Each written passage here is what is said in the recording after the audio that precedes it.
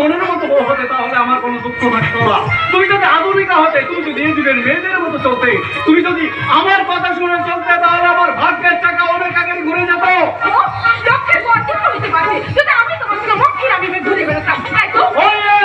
আমি করতাম বিজনেস, তুমি হতে আমার নাম্বার আর ম্যাগনেট।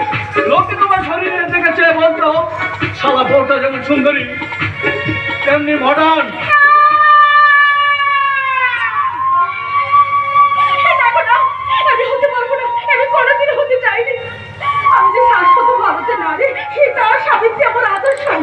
আমরা যে বস্তিতে থাকতাম সেই বস্তিতে ভুল নিতে চাই।